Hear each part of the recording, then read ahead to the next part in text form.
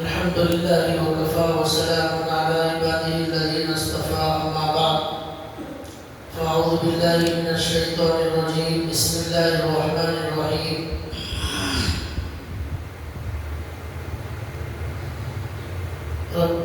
نون والقلم وما يسطرون ما أنت بنعمة ربك بمجنون وإن لك لأجرا غير ممنون وإنك لعلى خلق عظيم رب اشرح لي صدري ويسر لي أمري واحلل عقدة من لساني يفقهوا قولي سبحانك لا علم لنا إلا ما علمتنا إنك أنت العليم الحكيم اللهم صل على محمد في أول كلامنا اللهم صل على محمد في أوسط كلامنا اللهم صل على محمد في آخر كلامنا صدق اللہ العظیم. محترم دینی بھائیوں،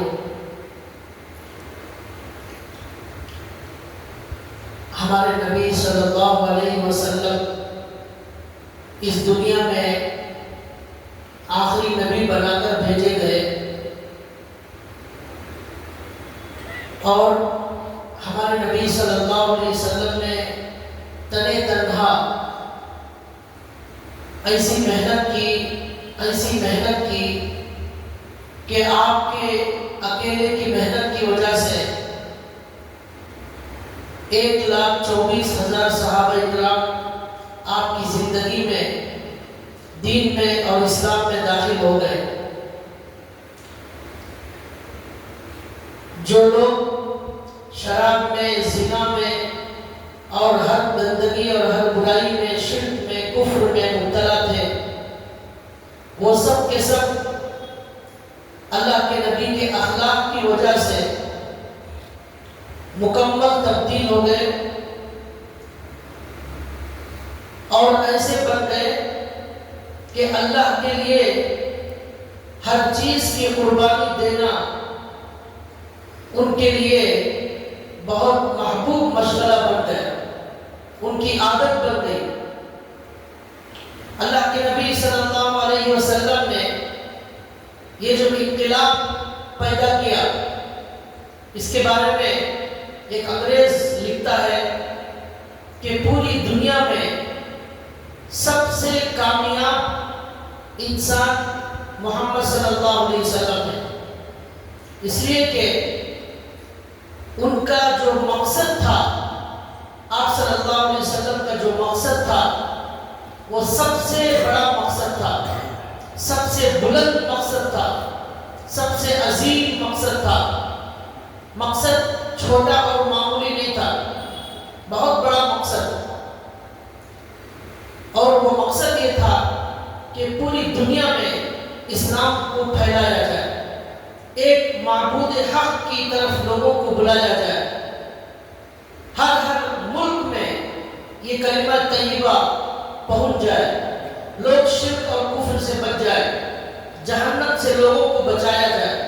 یہ عظیم مقصد تھا. پھر وہ لکھتا ہے کہ اس عظیم مقصد کو حاصل کرنے کے لیے ان کے پاس کوئی طاقت، کوئی وسیلہ، کوئی ذریعہ، کوئی سبب، مال، کوئی طاقت، کوئی فوج، کچھ موجود نہیں. بغیر اسباب کے، بغیر طاقت کے، صرف اللہ پر بھروسہ، صرف دعا کی طاقت، صرف اللہ کی مدد سے اس عظیم مقصد کے لیے اللہ کے نبی آگے بڑھتے ہیں اور آگے بڑھتے ہیں. پھر وہ لکھتا ہے کہ اس عظیم مقصد میں وہ 100% کامیاب ہو جاتے ہیں.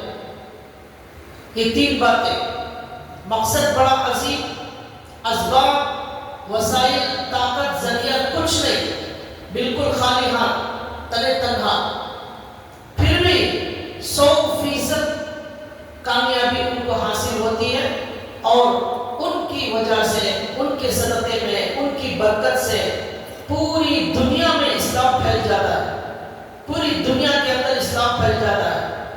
تو وہ لکھتا ہے کہ اس حساب سے سب سے عظیم انسان، سب سے کامیاب شخصیت پوری دنیا کا اگر جائزہ لیا جائے وہ آپ صلی اللہ علیہ وسلم کی ذات ہے۔ دنیا میں بہت سارے لوگ آتے ہیں لیکن ان کے مقصد کو پورا کرنے کے لیے ان کے ساتھ ایک بڑی طاقت ہوتی ہے، ان کے ساتھ اسباب ہوتے ہیں، ان کے پاس بہت ساری چیزیں ہوتی ہیں، اور مقصد بھی اتنا بڑا نہیں ہوتا۔ کسی کا مقصد ایک چھوٹی کمپنی چلانا، ایک علاقے پر محنت کرنا، ایک بستی پر محنت کرنا۔ ہمارے نبی کا مقصد دنیا کے ہر انسان کو جہنم سے بچانا، ہر انسان کے دل میں کلمہ طیبہ داخل کرنا۔ تو وہ لکھتا ہے کہ اللہ کے نبی کا سب سے عظیم مقصد، سب سے بڑا مقصد، اللہ کے نبی نے 100% کامیابی حاصل کی۔ اب سوال یہ ہے کہ اتنے عظیم مقصد اور اتنی بڑی کامیابی تنے تنہا اللہ کے نبی صلی اللہ علیہ وسلم کو جو حاصل ہوئی، اور اللہ کے نبی نے ایسے شاندار اور ایسے اسلام پر مر مٹنے والے، اپنی جانوں کو قربان کرنے والے صحابہ اکرام کو اللہ کے نبی نے جو تیار کیا، کون سی وہ طاقت تھی، وہ کون سی اللہ کے نبی کی صفت تھی جس کی وجہ سے اللہ کے نبی نے اس مقصد میں کامیابی حاصل کی؟ اس کا جواب قرآن کریم دیتا ہے۔ اللہ نے قرآن کریم میں فرمایا اِنَّكَ لَعَلَىٰ خُلُقٍ عَظِيمٍ، اے نبی آپ بہت بلند اخلاق پر فائز ہیں، آپ بہت بڑے اونچے اور بڑے اچھے اخلاق پر آپ فائز ہیں۔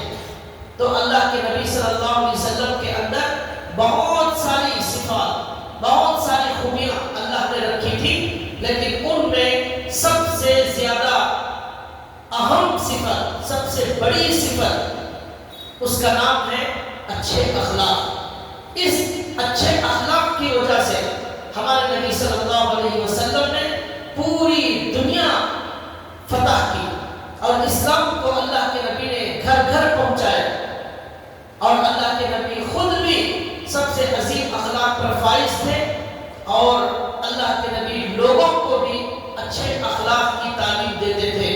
ایک حدیث میں اللہ کے نبی نے فرمایا ما من شيء في الميزان اثقل من حسن الخلق، کل قیامت کے دن ترازو کے پلڑے میں سب سے زیادہ وزنی عمل جو ہوگا انسان کا وہ ہوگا اچھے اخلاق۔ اس سے زیادہ وزنی کچھ نہیں ہوگا۔ نماز، روزہ، زکوٰۃ، یہ سارے اعمال ترازو میں تولے جائیں گے، لیکن اچھے اخلاق کا جو وزن ہوگا سارے اعمال پر بھاری ہوگا۔ اس کے بعد اللہ کے نبی ایک حدیث میں فرماتے ہیں کہ کل قیامت کے دن تم سب لوگوں میں سب سے زیادہ مجھے پسند آنے والا امتی کون ہوگا؟ ان من احبکم الی احسنکم اخلاقا، تم میں سب سے زیادہ محبوب، سب سے زیادہ پیارا، مجھے سب سے زیادہ پسند آنے والا وہ امتی ہوگا جس کے اخلاق بڑے اچھے ہوں گے، جس کا کیریکٹر بڑا اچھا ہوگا، بڑی پاکیزہ زبان، بڑی میٹھی زبان، معاف کرنے والا دل، نرم مزاج، اور لوگوں کے ساتھ محبت سے پیش آنے والا، لوگوں کو درگزر کرنے والا، بڑے مسکراہٹ کے ساتھ ملنے والا، نفرت جس کے دل میں موجود نہ ہو، یہ بندہ اللہ کے نبی کہتے ہیں مجھے سب سے زیادہ پسند آتا ہے۔ ان من احبکم الی احسنکم اخلاقا، تم میں سب سے زیادہ پیارا مجھے اچھے اخلاق والا۔ پھر اللہ کے نبی آگے کے جملے میں فرماتے ہیں کہ کل قیامت کے دن سب سے ساری امتوں میں میرے سب سے قریب رہنے والا، میرے سب سے قریب بیٹھنے والا، کل قیامت کے دن اللہ کا دربار لگے گا تو وہاں لوگوں کے لیے سونے اور چاندی کی کرسیاں لگائی جائیں، تو اللہ کے نبی کہتے ہیں میرے سب سے زیادہ قریب بیٹھنے والا، اقربکم الی مجلسا، سب سے زیادہ میرے قریب بیٹھنے والا، اللہ کے نبی کہتے ہیں وہ بھی اچھے اخلاق والا ہے۔ یہاں یہ نہیں فرمایا زیادہ عمرے کرنے والا، زیادہ حج کرنے والا، زیادہ نماز روزہ کرنے والا،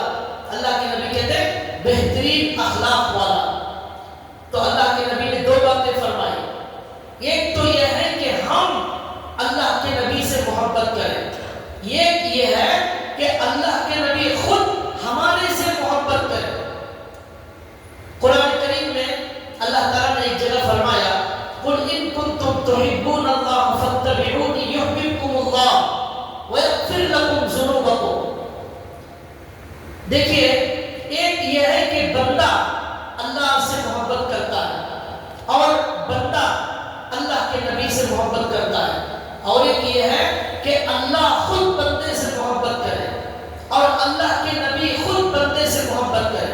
اگر یہ سوال کیا جائے وہ کون سا بندہ ہے جس سے اللہ خود محبت کرتے، اس کا جواب قرآن دیتا ہے کہ وہ بندہ جس سے اللہ خود محبت کرتے ہیں، تو اللہ نے یہاں فرمایا قُلْ إِن كُنتُمْ تُحِبُّونَ اللَّهَ فَاتَّبِعُونِي، تم اللہ کے نبی کی اتباع کرو، اللہ کے نبی کی سنت پر چلو، اللہ کے نبی کے بتائے ہوئے طریقے پر چلو، تو اللہ خود تمہارے سے محبت کرے۔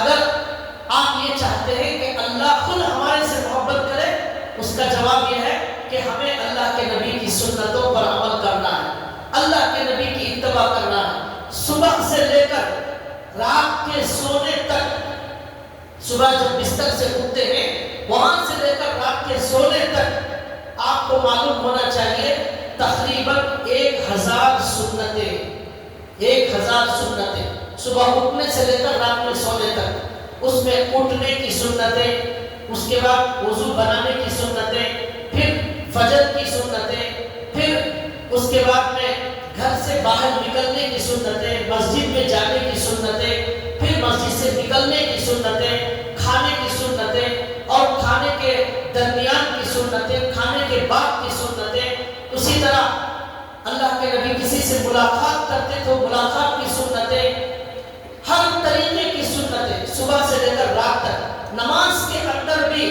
50 پر 1 سنتیں، قیام میں، رکوع میں، سجدے میں، قاعدے میں 50 پر 1 سنتیں۔ ہم میں سے کتنے لوگوں نے ان سنتوں کو سیکھ کر نماز پڑھی ہے؟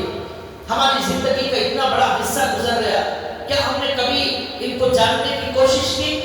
تو اللہ کہتے ہیں کہ 1000 ہمارے نبی صلی اللہ علیہ وسلم کی سنتیں اور طریقے ہیں، ان طریقوں پر چلنے والا، ان سنتوں کو زندہ کرنے والا، اللہ کے نبی کے طریقے پر زندگی گزارنے والا، یہ بندہ ہے جس سے اللہ خود محبت کرتے ہیں۔ اگر یہ سوال کیا جائے اللہ کے نبی کس بندے سے محبت کرتے ہیں، اس کا جواب یہ حدیث دے رہی ہے جس کے اچھے اخلاق ہوں گے اللہ کے نبی اس سے محبت کرے۔ کل قیامت کے دن اللہ کے نبی کے سب سے قریب کون ہوگا؟ وہ بندہ ہوگا جس کے اخلاق اچھے ہوں گے۔ یہ اللہ کے نبی نے فرمایا، جب اللہ کے نبی اسے پسند کریں گے، اللہ کے نبی محبت کریں گے، اللہ کے نبی کے قریب بیٹھے گا، تو ظاہر بات ہے اللہ کے نبی اس کی سفارش بھی کریں گے اور اسے اللہ کے دربار میں سفارش کر کے اسے جنت میں لے جائیں گے۔ تو اچھے اخلاق کی یہ فضیلت۔ تو اس طرح ایک حدیث میں اللہ کے نبی نے فرمایا کہ ایک آدمی اپنے اچھے اخلاق کی وجہ سے رات بھر نماز پڑھنے والے اور دن بھر روزہ رکھنے والے کے درجے کو حاصل کر لیتا ہے۔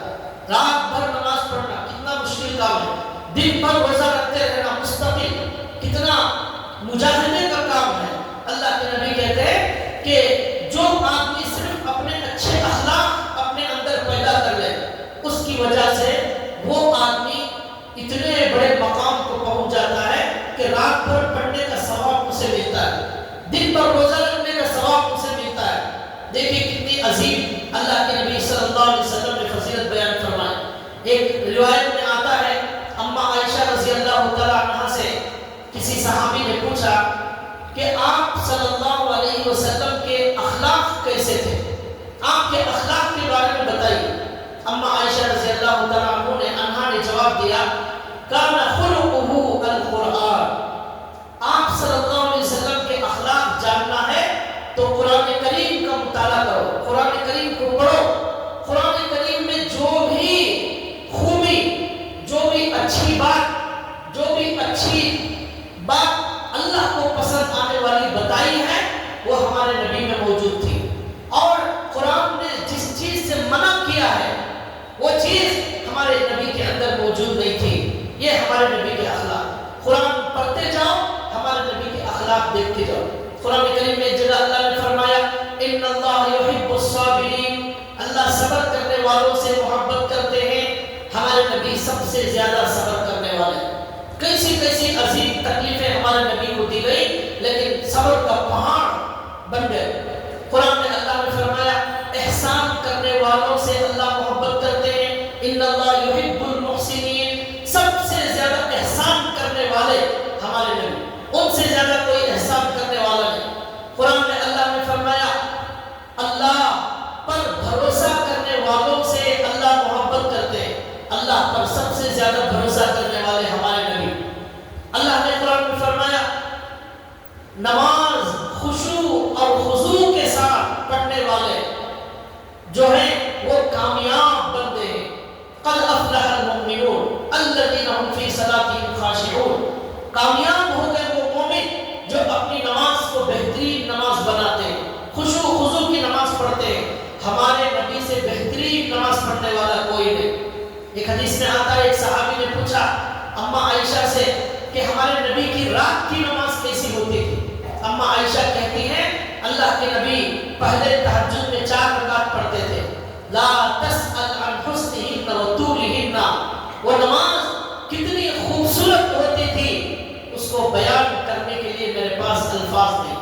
اور وہ نماز کتنی طویل ہوتی تھی یہ سوال مت کرو، میں اس کو بتا نہیں سکتی. اتنی لمبی اور اتنی خوبصورت وہ نماز ہوتی تھی. تو ہمارے نبی سے بہترین اور خشوع خضوع والی شاندار نماز پڑھنے والا کوئی نہیں. تو قرآن کریم کے اندر جو بھی خوبی ہے قرآن نے جگہ کہا وَلْيَعْفُوا وَلْيَصْفَحُوا أَلَا تُحِبُّونَ أَن يَغْفِرَ اللَّهُ لَكُمْ. لوگوں کو چاہیے کہ وہ معاف کرے، درگزر کرے. تو ہمارے نبی سب سے زیادہ معاف کرنے والے، ہمارے نبی سب سے زیادہ درگزر کرنے والے. قرآن کریم میں اللہ تعالیٰ نے فرمایا قُلْ لِلْمُؤْمِنِينَ يَغُضُّوا مِنْ أَبْصَارِهِمْ. اے لوگوں نبی کہہ دیجئے مومنوں سے وہ اپنی آنکھوں کو نیچے رکھا کریں، اپنی آنکھوں میں شرم و حیا پیدا کریں. ہمارے نبی سے زیادہ شرم و حیا والا کوئی نہیں. ہمارے نبی سب سے زیادہ شرم و حیا والے. جب ہمارے نبی چلتے تھے راستے میں تو ہمارے نبی کی نگاہ نیچے ہوتی تھی اور متکبرانہ چال نہیں ہوتی تھی ہمارے نبی کی.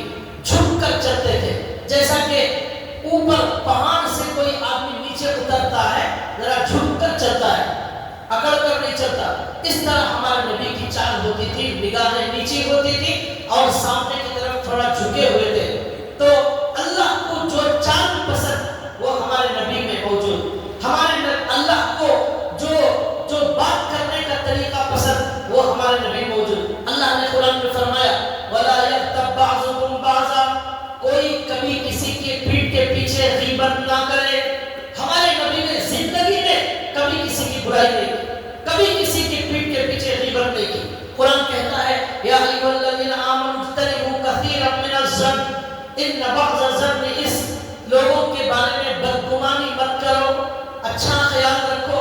ہمارے نبی ہر ایک کے بارے میں اچھا خیال رکھنے والے، کبھی ہمارے نبی نے بدگمانی نہیں کی. یہاں تک کہ جو منافقین تھے، ہمارے جو منافقین تھے ان کے ساتھ بھی ہمارے نبی نے بدگمانی نہیں کی، وہاں بھی اچھا گمان کیا ہمارے نبی. قرآن پڑھتے جائیں ہمارے نبی کے اخلاق جانتے جائیں. قرآن کریم کے اندر جو بھی صفت اللہ نے بتائی، ایک جگہ اللہ نے کہا وَعِبَادُ الرَّحْمَنِ الَّذِينَ يَمْشُونَ عَلَى الْأَرْضِ هَوْنًا. وہ اللہ کے بندے، رحمان کے بندے اللہ کو بڑے پسند آتے ہیں جو عاجزی اور تواضع اختیار کرتے ہیں. ان کے بولنے میں، ان کے چلنے میں، ان کے دیکھنے میں، ان کے ہر کام میں عاجزی ٹپکتی ہے، تواضع جھلکتی ہے، گھمنڈ اور تکبر نہیں ہوتا.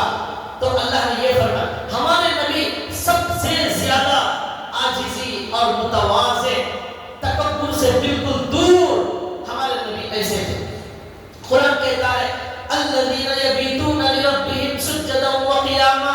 اللہ کے محبوب بندے وہ ہیں جو پوری پوری رات سو کر نہیں گزارتے، کچھ حصہ اللہ کی عبادت میں بھی گزارتے ہیں.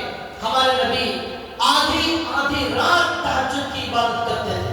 قرآن میں ہے یا ایھا المزمل قم اللیل الا قلیلا. اے نبی آپ رات میں کھڑے ہو جائیے مگر تھوڑا کم کر دیجئے. پوری رات کھڑے ہوتے تھے.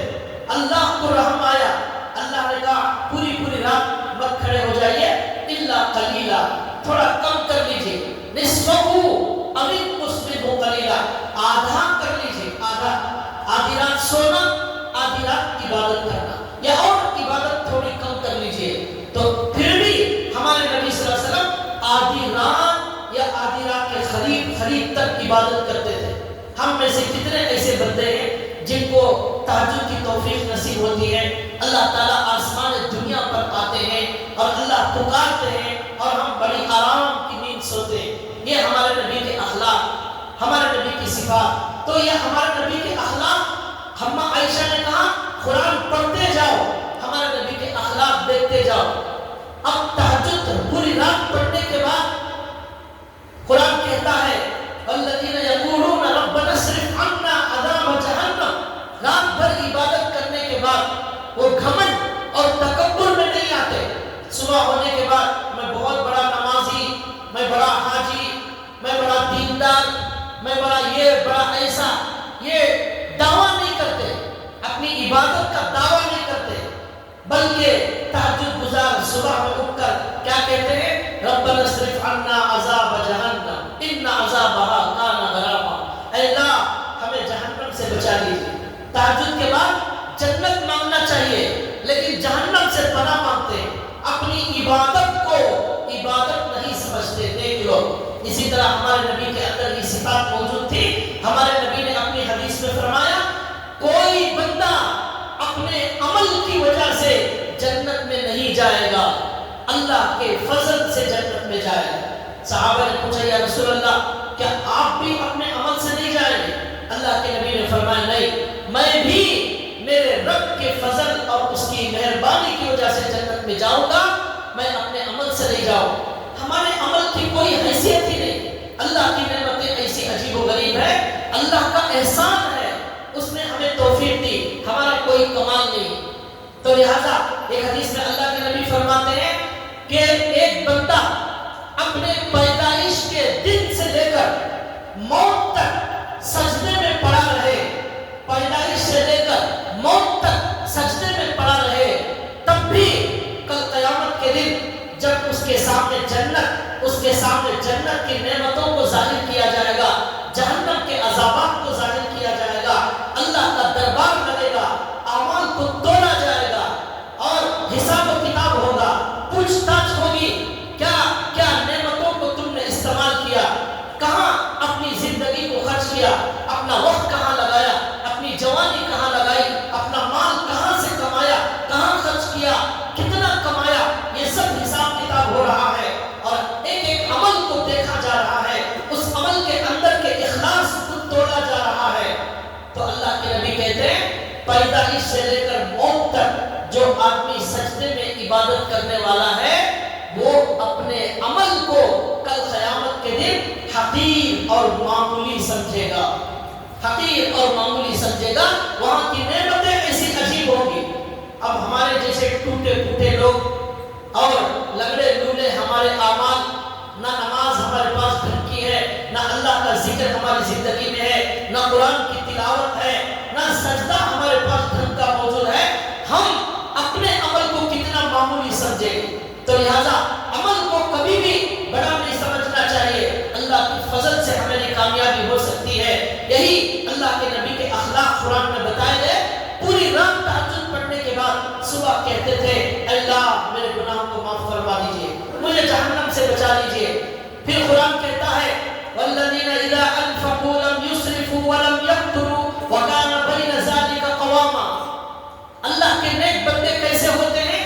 نہ بہت زیادہ خرچ کرتے ہیں، نہ بڑے کنجوس ہوتے ہیں، درمیانی ان کی صفت ہوتی ہے، نہ فضول خرچی کرتے ہیں، نہ پیسہ ضائع کرتے ہیں، نہ برباد کرتے ہیں، نہ بہت کنجوسی سے کام لیتے ہیں، ضرورت پر جہاں بھی خرچ کرنا ضروری سمجھ میں آتا ہے وہاں خرچ کرتے ہیں، بیوی پر خرچ کرتے ہیں، بچوں پر خرچ کرتے ہیں، اپنے والدین کی خدمت کرتے ہیں، پڑوسی کی خدمت کرتے ہیں، جہاں بھی غریبوں یتیموں پر خرچ کرتے ہیں، جہاں ضرورت ہوتی ہے وہاں خرچ کرتے ہیں۔ ہمارے نبی صلی اللہ علیہ وسلم سب سے زیادہ خرچ کرنے والے، پوری زندگی میں ہمارے نبی نے فضول ایک پیسہ بھی خرچ نہیں کیا اور ہمارے نبی نے کنجوسی بھی نہیں کی۔ جب بھی ہمارے نبی کے پاس ہوتا کہتے ہیں ایک صحابی کہ ہمارے نبی کے پاس کوئی بھی مانگنے گیا، ہمارے نبی نے اسے منع نہیں کیا، کبھی منع نہیں کیا، اگر ہوتا تو دے دیتے، نہ ہوتا صحابہ کو تشکیل کر کے دیتے، اور اگر صحابہ کے پاس بھی نہ ہوتا قرض لے کر ہمارے نبی اس کی ضرورت پوری کرتے۔ یہ قرآن کی صفت، یہ اچھے اخلاق، اللہ کو جو پسند آنے والی بات، یہ ہمارے نبی کے اندر موجود ہے۔ قرآن کہتا ہے کہ اللہ کو وہ بندے پسند آتے ہیں والذین لا یدعون مع اللہ الہا آخر ولا یقتلون النفس التي حرم اللہ الا بالحق ولا یزنون۔ پھر قرآن کہتا ہے کہ اللہ کو توبہ کرنے والے بندے بڑے پسند آتے ہیں۔ ہمارے نبی صلی اللہ علیہ وسلم سب سے زیادہ توبہ کرنے والے، گناہ کچھ نہیں، اللہ نے اول زندگی کے پچھلے اگلے سب گناہ معاف کر دیے، پھر بھی سب سے زیادہ اللہ سے معافی مانگنے والے ہمارے نبی۔ اللہ کے نبی صلی اللہ علیہ وسلم فرماتے ہیں توبوا الی اللہ فانی اتوب الیہ کل عام 100 مرہ، کہ اے لوگو اللہ سے معافی مانگو اس لیے کہ میں روزانہ 100 مرتبہ اللہ سے معافی مانگتا ہوں۔ ہمارے نبی کی گناہ نہیں، پھر بھی 100 مرتبہ معافی مانگتے ہیں، اور ہمارے خالی گناہ ہی گناہ ہے، ہم ایک بار بھی اللہ سے سچے دل سے معافی نہیں مانگتے۔ تو قرآن کریم پڑھتے جائیں، ہمارے نبی کے اخلاق دیکھتے جائیں۔ یہ کچھ مثالیں دے رہا ہوں، اور اللہ کو دعا مانگنے والے بڑے پسند۔ اللہ نے قرآن میں فرمایا کہ جو دعا نہیں مانگتے وہ متکبر بندے ہیں، وہ تکبر کرنے والے ہیں۔ تو ہمارے نبی صلی اللہ علیہ وسلم کی زندگی کا بہت بڑا وقت اللہ سے دعا مانگنے میں گزر گیا۔ ہمارے نبی صلی اللہ علیہ وسلم کی دعائیں، ہر چیز کی دعائیں موجود ہیں، کوئی ایسی چیز ہمارے نبی نے نہیں چھوڑی جو اللہ سے مانگنے کی ہو اور ہمارے نبی نے مانگی نہ ہو۔ ہر سفر کی دعا، کھانے کی دعا، حج کی دعا، عمرے کی دعا، نماز کی دعا، مسجد کے آنے کی دعا، جانے کی دعا، اور دودھ پینے کی دعا، اور سانپ سے بچنے کی دعا، بچھو سے بچنے کی دعا، قبر کے عذاب سے بچنے کی دعا، پل صراط پر پار ہونے کی دعا، ترازو میں عمل کے وزنی بنانے کی دعا، کل قیامت کے دن اللہ سے غصے سے بچنے کی دعا، جنت کے اعلیٰ درجات کی دعا، پوری امت کے لیے دعا، اچھی نماز کے لیے دعا، بچوں کی اچھی تربیت کے لیے دعا، دعا دعا۔ ہمارے نبی کی زندگی میں دعاؤں کی بھرمار ہے، ہر وقت ہمارے نبی دعا، ایسے ایسے الفاظ ہیں ہمارے نبی کی دعا کے کہ ہمارے نبی کے علاوہ کوئی انسان ایسی دعا مانگ نہیں سکتا۔ اللہ کی ایسی تعریف کی ہے، ہمارے نبی نے ایسی کوئی تعریف نہیں کر سکتا۔ اللہ نے قرآن میں فرمایا اللہ کو تعریف کرنے والے بندے بھی بڑے پسند آتے ہیں۔ تو ہمارے نبی اللہ کی سب سے بہترین تعریف کرنے والے، ہمارے نبی نے اللہ کی بڑی ایسی زبردست تعریف کی، ایسی تعریف کوئی کر نہیں سکتا۔ ہمارے نبی نے کہا اے اللہ آپ کی تعریف میں ایسی اتنی کرتا ہوں، اتنی کرتا ہوں، پلک جھپکنے کے برابر میں آپ کی تعریف کرتا ہوں۔ جتنی مرتبہ میری پلک جھپکتی ہے، سارے انسان اپنی آنکھیں بند کرتے، اتنی مرتبہ میں آپ کی تعریف کرتا ہوں۔ اے اللہ سارے انسان جتنی مرتبہ سانس لیتے ہیں، اتنی مرتبہ اے اللہ میں آپ کی تعریف کرتا ہوں۔ اے اللہ دنیا میں جتنے پتے ہیں، اتنی مرتبہ میں آپ کی تعریف کرتا ہوں۔ اے اللہ دنیا میں جتنے قطرے پانی ہیں، اے اللہ میں اتنی مرتبہ آپ کی تعریف کرتا ہوں۔ اے اللہ دنیا میں جتنے انسان پیدا ہوئے، اتنی مرتبہ میں آپ کی تعریف کرتا ہوں۔ اے اللہ تعریف صرف آپ کے لیے ہے، آپ کے علاوہ کوئی تعریف کا مستحق نہیں۔ اے اللہ میں آپ کی تعریف کرتا ہوں اس لیے کہ آپ نے ایمان دیا۔ اے اللہ میں آپ کی تعریف کرتا ہوں اس لیے کہ آپ نے اسلام دیا۔ آپ کی تعریف کرتا ہوں آپ نے مجھے صحت عطا فرمائی، آپ نے مجھے کھانا عطا فرمایا۔ آپ کی تعریف کرتا ہوں اے اللہ آپ نے مجھے آنکھیں دی، آپ نے دل دیا، انسان بنا۔ اللہ کے نبی نے معلوم نہیں کیا کیا تعریفیں کی، ایسی تعریف کوئی انسان نہیں کر سکتا۔ تو اللہ کو کیا پسند؟ دعا پسند۔ ہمارے نبی سب سے دعا زیادہ مانگنے والے۔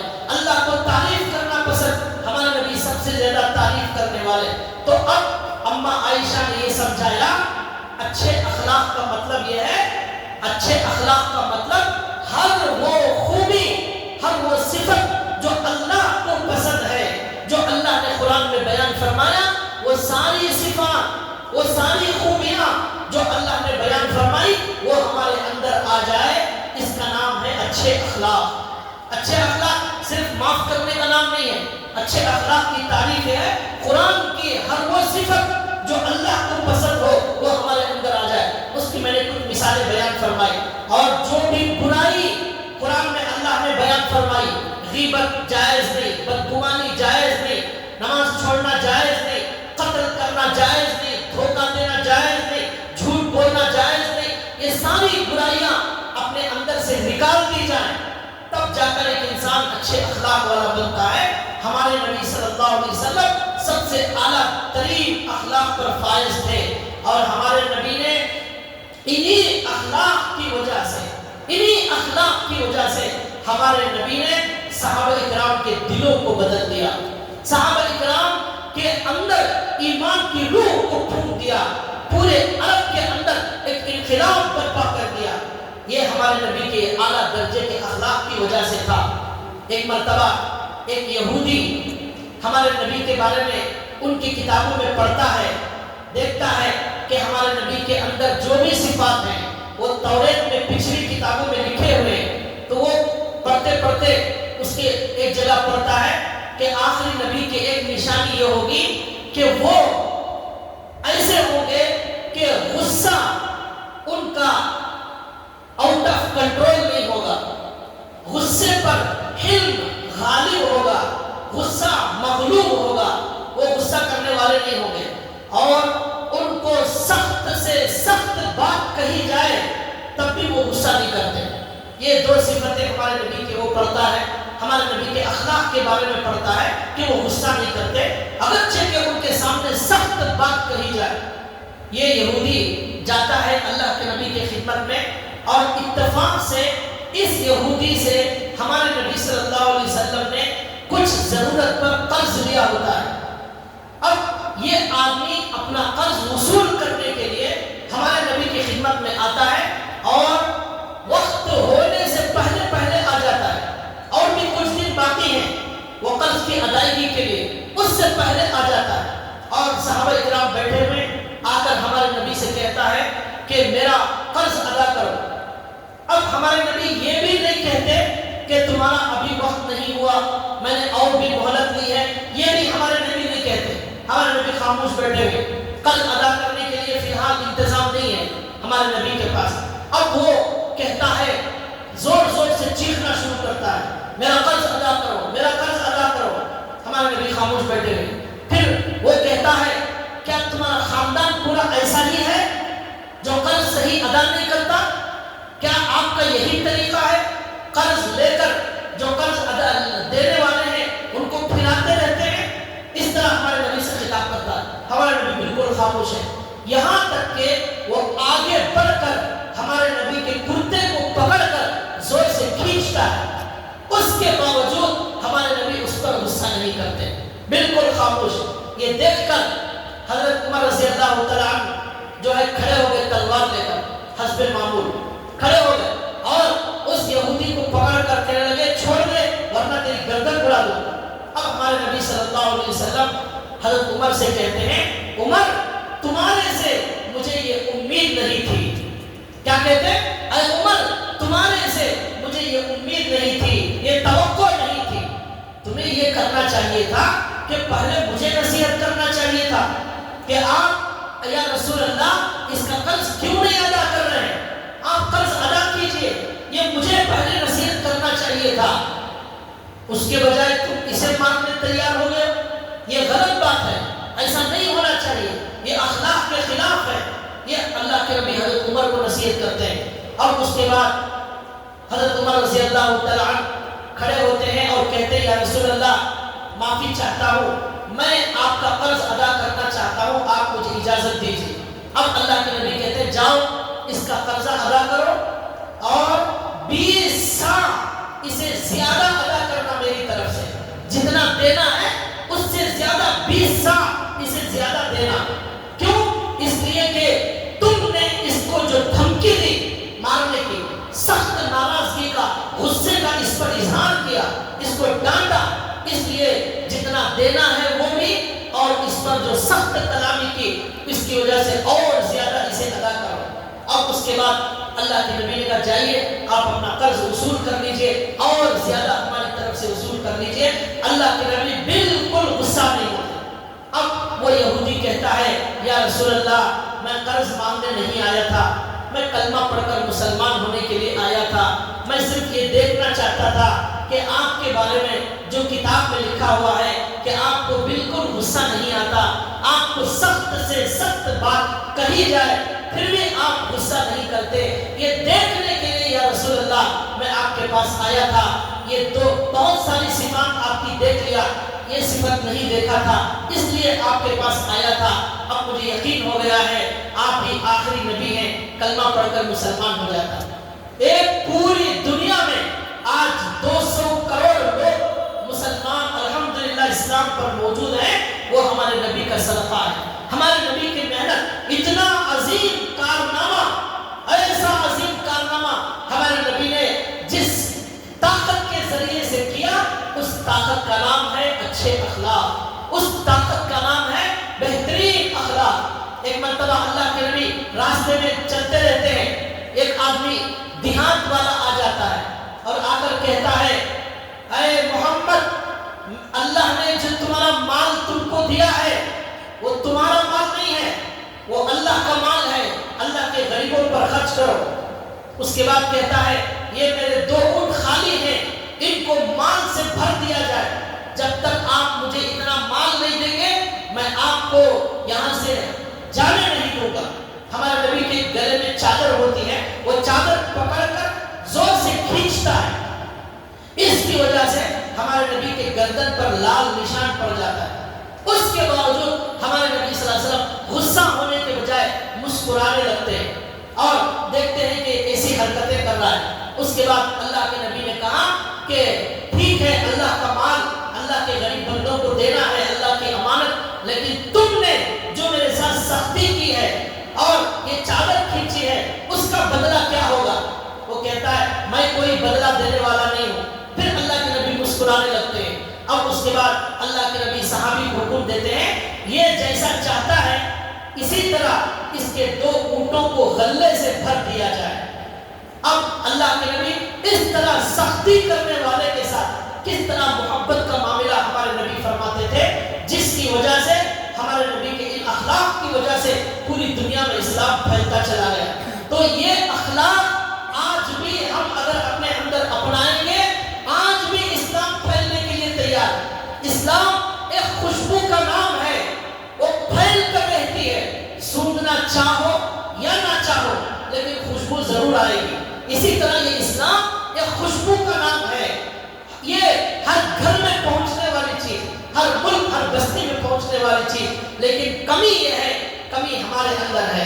آج ہم 200 کروڑ انسان دنیا میں اسلام والے موجود ہیں، لیکن ہماری طرف سے کتنے لوگوں کو اسلام میں آنے کا ذریعہ بن رہے ہیں، الٹا اسلام سے جانے کا ذریعہ بن رہے ہیں۔ ہمارے بدترین اخلاق کی وجہ سے لوگ اسلام سے جا رہے ہیں۔ نوجوانوں کے جوڑے جہیز کے مطالبے کی وجہ سے لڑکیاں اپنے گھروں کو چھوڑ کر غیروں کے ساتھ جا رہی ہیں۔ یہ جوڑے جہیز کی لعنت اور اس گناہ سے اگر انسان نوجوان بچ جائے، ہماری لڑکیاں مرتد ہونے سے بچ جائیں، اس طرح ہمارے اخلاق ایسے، ہمارے معاملات خراب ہو گئے اور ہماری بدنامی ایسی ہو گئی کہ مسلمان سے کوئی معاملہ کرنے کے لیے تیار نہیں۔ اس بڑے برے اخلاق کی وجہ سے اسلام کو بدنام کرنے کا ہم ذریعہ بن گئے، اور ہمارے نبی صلی اللہ علیہ وسلم اپنے اعلیٰ درجے کے اخلاق کی وجہ سے ہمارے نبی صلی اللہ علیہ وسلم نے لاکھوں کروڑوں لوگوں میں اپنے دین کی دعوت دے دی۔ حضرت حاتم طائی کا نام آپ نے سنا ہوگا، حاتم طائی کے بیٹے عدی بن حاتم، ان کا نام ہے عدی بن حاتم۔ اللہ کے نبی صلی اللہ علیہ وسلم کے صحابہ ان کے علاقے میں جاتے ہیں، ان کے علاقے میں جانے کے بعد وہاں کے کچھ لوگوں کو گرفتار کر لیتے ہیں۔ یہ حاتم طائی جو دنیا کے بڑے سخی تھے، ان کے بیٹے عدی بن حاتم وہ ڈر کر اللہ کے نبی سے بھاگ جاتے ہیں، روم بھاگ جاتے ہیں۔ وہاں جانے کے بعد پھر ان کو کسی نے بتایا کہ آپ کو بھاگنے کی ضرورت نہیں ہے، آپ جا کر محمد صلی اللہ علیہ وسلم سے بات کریں، اگر وہ سچ کہیں قبول کریں، جھوٹ کہیں قبول نہ کریں۔ تو عدی بن حاتم اللہ کے نبی صلی اللہ علیہ وسلم کی خدمت میں آتے ہیں اور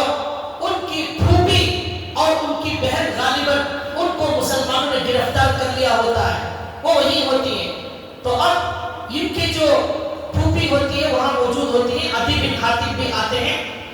اس سے پہلے یہ جو پھوپھی ہوتی ہے عدی بن حاتم کی, وہ ہمارے نبی صلی اللہ علیہ وسلم سے کہتی ہیں یا رسول اللہ میں بری عورت ہوں, آپ میرے اوپر احسان کریں, اللہ آپ پر احسان کرے گا, آپ مجھے آزاد کر دیں.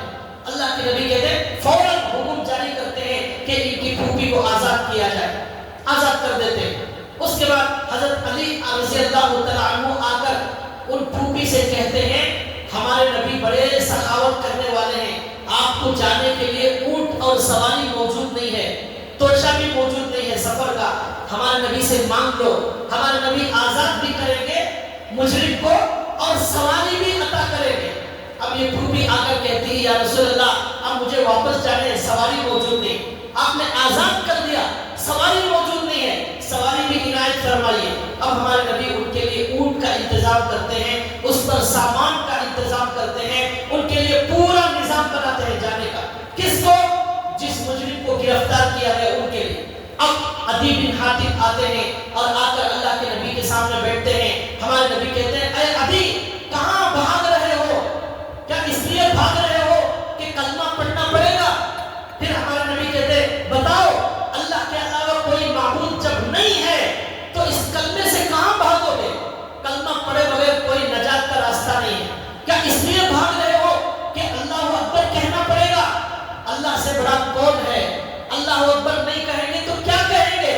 پھر کہتے ہیں سبحان اللہ کہنا پڑے گا, اس لیے بھاگ رہے ہو. اللہ کے علاوہ کون ہے پاک ذات, اس کہاں بھاگ رہے ہو؟ یہ ہمارے نبی کے پیارے پیارے جملے, ایک بہترین محبت بھرا انداز. تو اس کی وجہ سے عدی بن حاتم کہتے ہیں کہ یا رسول اللہ مجھے کلمہ پڑھائیے میں مسلمان ہو جاتا. اس طرح ہمارے نبی کے اخلاق کی وجہ سے پوری دنیا کے اندر اسلام پھیل گیا, اپنی جانوں کو قربان کرنے والے صحابہ پیدا ہو گئے. یہی اخلاق آج ہمارے اندر پیدا ہو جائے تو آج بھی یہ اسلام پھیلنے, پھولنے اور پوری دنیا کے اندر اسلام کی عظیم تعلیمات عام ہونے تیار ہیں. اللہ سے دعا ہے اللہ تعالی ہمیں ہمارے نبی صلی اللہ علیہ وسلم کے ایسے عظیم اخلاق کا کچھ حصہ اللہ ہمارے اندر بھی پیدا فرمائے, اور ان عظیم اخلاق کی وجہ سے اللہ ہمارے ذریعے سے بھی دین کا کام اور اسلام کا کام پوری دنیا میں پھیلائے.